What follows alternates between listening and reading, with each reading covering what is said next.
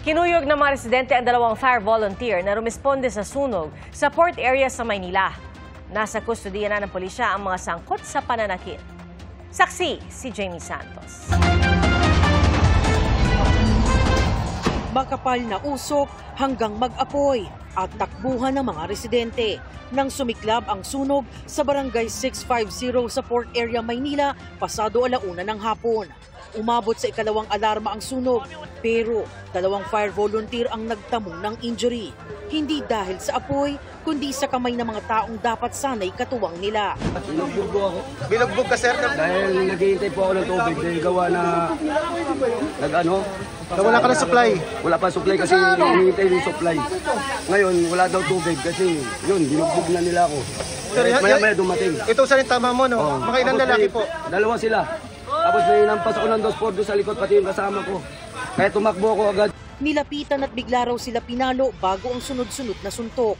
Si Marvin daw, habang abala sa pag-aapula ng apoy, hindi nakaligtas. Pinaulanan siya ng mura at binatupa ng timba mula sa ibaba.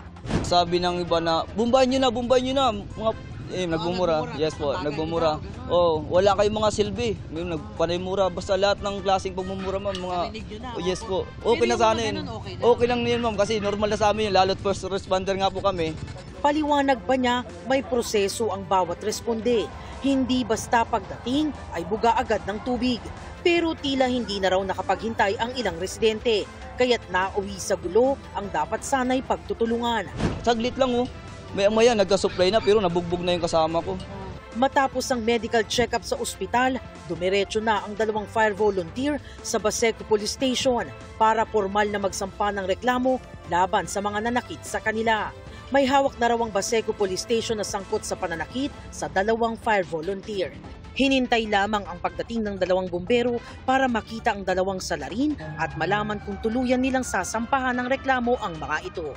Nalulungkot ang fire volunteers ng Baseco Fire and Rescue sa sinapit ng kanilang mga kasama.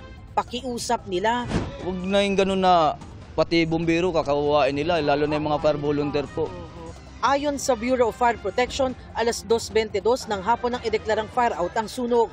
Patuloy pa rin ang investigasyon sa lawak ng pinsala at bilang ng mga apektadong pamilya.